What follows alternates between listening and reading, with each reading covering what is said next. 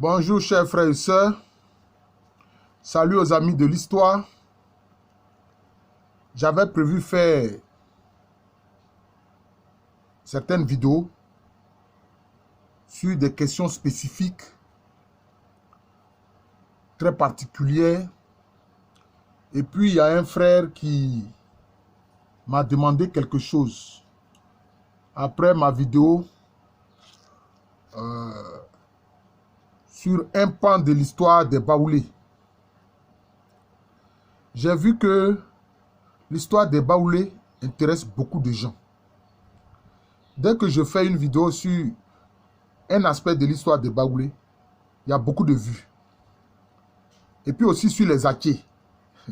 Je voudrais donc féliciter particulièrement mes auditeurs Baoulés et mes auditeurs Aké. Et ce frère m'a demandé de donner l'explication, d'expliquer certains noms de groupes Baoulés. Alors je me suis dit, ok, je vais faire une série de vidéos sur l'interprétation que je donne au nom de sous-groupe Baoulé. À commencer d'abord par le sens du nom Baoulé. Humblement, je vous le dis, ce sont des interprétations. Ce sont des interprétations. Ce ne sont pas des vérités absolues. Il y a d'autres interprétations. Je les respecte. Mais je veux donner les miennes. Voilà. Il faut comprendre ça. Si on a compris ça, alors on pourra comprendre le sens de ma vidéo. D'abord, le nom Baoulé. Au pluriel, c'est Waoulé. En fait, quand on dit Baoulé là, c'est le singulier. C'est le pluriel qui est Waoulé. C'est comme ça. Alors, moi, mon interprétation est différente de ce que vous savez à propos du sacrifice de la reine Abla Pokou, etc. Moi, je ne m'arrête pas à ça. Je sais une chose, c'est qu'en langue baoulé, le terme ba signifie non seulement enfant, mais ça signifie aussi noble. Ça signifie aussi noble. C'est pour ça que dans la langue des Ashanti, bon, disons que la langue Ashanti est une variante de la langue Twi, qui était la langue par excellence de tous les peuples akans. Avant, tous les anciens, là, ils comprenaient la langue Twi. Ils peuvent parler baoulé, ils peuvent parler hébreu, ils peuvent parler aké, mais ils comprenaient la langue Twi. Parce que les textes tambourinés étaient en langue Twi. C'est par la suite que ça a été traduit en baoulé, en hébreu, en aké, en abouré, c'est comme ça.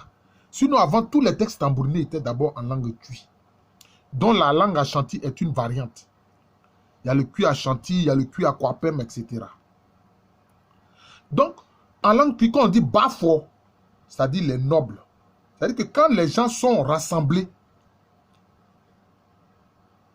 pour exalter leur noblesse, on leur dit Bafo. C'est pour ça qu'en langue baoulé, le nom Ba signifie l'enfant, mais aussi signifie le noble. Donc, je vous ai dit que Wa, c'est le pluriel. Parce que dans les langues akan en général, le pluriel s'exprime souvent de trois façons. Soit c'est le suffixe M, soit c'est le suffixe N, soit aussi, assez rarement, mais ça existe, le suffixe W. C'est comme ça. Donc le baoulé va dire Nti Waoulé. Donc, Waoulé, Wa, ce sont les nobles. Pluriel de Ba. Woulé, ça veut dire de naissance. Donc, pour moi, Waoulé veut dire de naissance noble. Quand on dit le baoulé, c'est celui qui est de naissance noble. C'est ce que ça signifie. C'est mon interprétation. C'est l'interprétation du professeur Alou Kwame René. Je n'ai pas dit que c'est l'interprétation de tout le monde. C'est mon interprétation à moi. Ensuite, ceux qui sont venus spécifiquement avec la reine Abla Pokou, parce que j'ai fait plusieurs vidéos pour montrer les différentes migrations qui sont venues dans ce qui va être l'espace Baoulé. Mais ceux qui sont venus avec la reine Abla Pokou, tous ceux qui ont migré sous la haute autorité de la reine Abla Pokou, tels que les Walebo, les Kodé, les Fafoué, hein, les Zipri, les Nanafoué, les Ali, etc. Si on les appelle Baoulé Assabou. Assabou, ça veut dire quoi? Assa, c'est un terme cuit qui veut dire guerrier. Ça veut dire guerrier. C'est à cause ça on dit Sahine ou Sahina. Vous voyez, pour désigner le chef guerrier. Vous voyez. Donc, Assabou, cela veut dire guerrier innombrable. Bou, ça veut dire c'est beaucoup. Donc, Assabou, c'est les guerriers innombrables. Donc, Waoulé Assabou, ça veut dire quoi? Donc, les guerriers de naissance noble qui sont innombrables, qui sont nombreux. C'est cela. Parce que dès le départ, les sous-groupes étaient constitués. Dès le départ, les sous-groupes étaient constitués. Vous voyez. Donc, Waoulé veut dire de naissance noble. C'est mon interprétation à moi. Ensuite, vous avez vu par exemple le nom Kodé, hein, qui désigne notamment les Baoulés de la zone de Béoumi. Hein. Ce sous-groupe qui était tiré de Walebo. Je vais expliquer ce que Walebo veut dire, mais je vais d'abord expliquer Kodé, ce que ça veut dire. Ceux qui ont été conduits là par le grand guerrier Abra Akbo, qui était un propre frère de la reine Abra Pokou. Alors, c'est on dit, Kodé, ça veut dire va vite, va vite. Ça, c'est leur interprétation, mais moi, ce n'est pas mon interprétation. Pour moi, Kodé vient de Komdé. C'est-à-dire quoi? Kon, ça veut dire, c'est le fait de se battre. Quand on dit kon, c'est le fait de se battre. Dé, c'est-à-dire que moi, c'est en langue tui que je donne l'interprétation. Parce que beaucoup de ces anciens-là, c'est vrai, ils parlaient baoulé, mais ils parlaient aussi l'Ashanti, ils parlaient la langue Ashanti. Kon, se battre, dé, agréable. En langue tui, quand on dit quelque chose est agréable, on dit dé, que c'est agréable. Donc, cela veut dire quoi? Ça veut dire guerre agréable. Voilà. Guerre agréable. Pourquoi? Parce que les baoulés, conduits là par Nana Abra Akbo, mais ils étaient armés de fusils. Et quand ils arrivent dans cette zone de Béoumi, là, qu'est-ce qu'ils trouvent? Ils trouvent des gourous, des groupes, des ouans, etc. Donc des peuples qui, eux, n'avaient pas le fusil. Eux, ils n'avaient pas de fusil. Alors que les baoulés avaient de véritables fusiliers. Et ça, cela leur vient depuis l'Ashanti. Ils avaient de véritables fusiliers. D'ailleurs, en Ashanti, dans l'armée, là, il y a des unités qu'on appelle Atuo, c'est-à-dire le fusil. Ce sont des unités guerrières appelées Atuo, c'est-à-dire le fusil. Voyez. Donc, eux, ils arrivent dans la zone de Bémi, ils sont armés de fusils. Donc, ils estiment qu'ils ont fait une guerre agréable qui a été facile. La preuve, ils se sont imposés aisément dans la zone de Béoumi. Donc, Kondé, ça veut dire guerre agréable. Voilà mon interprétation. Maintenant, Walebo, ça veut dire quoi? D'après moi, hein, c'est mon interprétation. Je n'impose rien à qui que ce soit. Mais chaque fois, vous voyez que j'explique l'interprétation que je donne. On a dit que Walebo, non, c'était un arbre, etc., sous lequel, bon, la reine Akwa Boni s'est installée, bon, etc. Bon, ça, c'est l'autre interprétation. Ce n'est pas la mienne. Pour moi, Walebo, Wa, ça vient encore de noble, c'est-à-dire les nobles, comme dans le cas de Waoulé. Les, ça le temps. Elle est, ça le temps. Ça désigne le temps. Ça désigne le temps dans les langues akan. Bo, ça veut dire en dessous, ça veut dire sous. Donc, Walebo, ça veut dire quoi? C'est sous le temps de la noblesse. Voilà. Ça dit sous le temps de la noblesse. Ça, c'est une interprétation littérale. Sous le temps de la noblesse. Cela veut dire que c'est le moment de la noblesse. C'est le temps où la noblesse doit s'exprimer. Walebo, c'est ça que ça veut dire. Mais c'était ça. Parce que, pourquoi cela? Parce que Akwa Boni, quand Akwa Boni est arrivé là avec ses nombreux guerriers, et puis ils ont créé ce grand bivouac qu'ils ont appelé Walebo, ils disent quoi? C'est le moment de la noblesse. La noblesse doit s'exprimer. La noblesse doit s'exprimer. C'est ce que ça veut dire. Et puis maintenant, le nom de la famille royale Baoulé, c'est Agua. Bon. Certains m'ont dit, mais Agua, ça veut dire que ceux qui sont installés là. Parce qu'en fait, le terme Agua, des groupes Akan l'ont utilisé pour désigner des groupes qui les ont précédés dans un espace donné. Par exemple, on a vu dans la région d'Abosso, dans le pays Agni Sanvi, quand les Agni Brafais sont arrivés, les groupes qu'ils ont trouvés sur place, ils les ont appelés Agua, c'est-à-dire ceux qui étaient là. Mais moi, le nom de la famille royale des Baoulé, le nom Agua, moi, ce n'est pas l'interprétation que moi je donne à ce nom-là. Ce n'est pas l'interprétation que je donne à ce nom-là.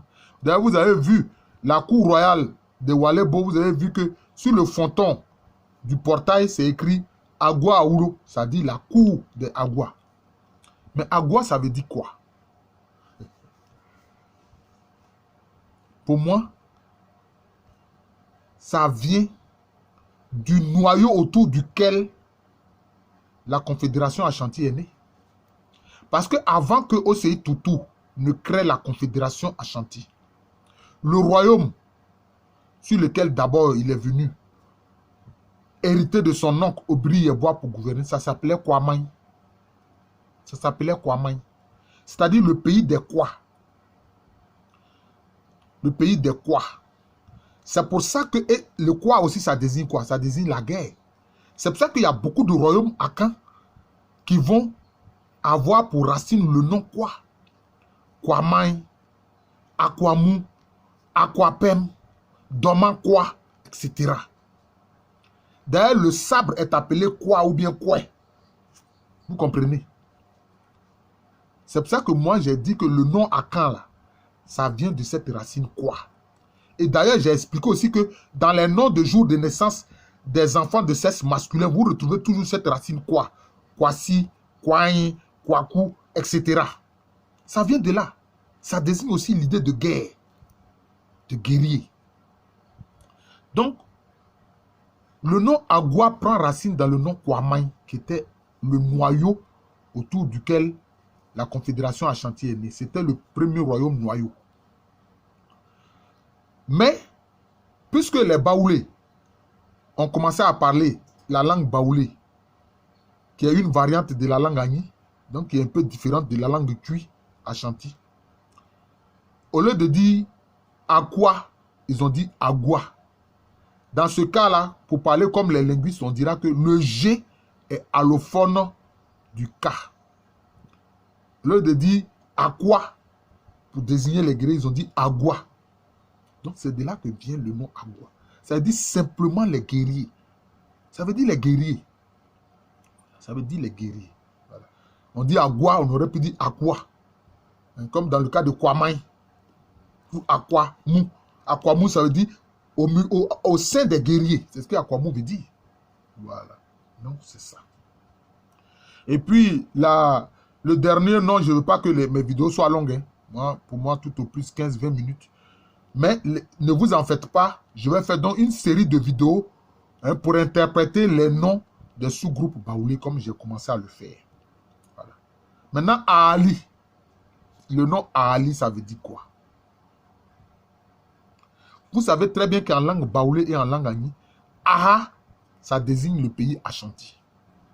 Donc les Ashanti sont aussi appelés Aha par les Agni et les Baoulé. Donc Ali, ça veut dire simplement ceux qui sont Ashanti. C'est ce que ça veut dire. Ali, ceux qui sont Ashanti. Voilà. Je voudrais m'arrêter là. Prochainement, je vais expliquer ce qu'il faut entendre par Alangira, Agba, Doum, Satriclan. Voilà. Donc, on va continuer. Donc, on va continuer les interprétations. Ne vous en faites pas. Ne vous pressez pas pour dire, mais procès Alou, ben, moi, je suis Farfouet. Farfouet, ça veut dire quoi? Moi, je suis Zipri, ça veut dire quoi? Je vais expliquer tout ça. Mais laissez-moi le temps de le faire progressivement. Voilà. Ne me bousculez pas trop. Voilà. Je vous remercie. Je suis le professeur Alou Kwame René, professeur titulaire d'histoire à l'université Félix Houphouët-Boigny. Université qui est à Cocody. C'est un quartier de la ville d'Abidjan. Abidjan, c'est la capitale économique d'un pays appelé Côte d'Ivoire, qui est situé en Afrique de l'Ouest. Ceux qui sont ivoiriens pourraient se demander, mais pourquoi Procès Alou dit tout ça? C'est parce que j'ai des auditeurs, grâce à Dieu, qui sont dans différents pays, en Allemagne, en Angleterre, aux États-Unis, etc. Donc, bon, donc il faut donner toutes ces précisions-là. Et puis parler de notre pays, la Côte d'Ivoire, ce n'est pas mauvais, non. Merci encore et bonne journée.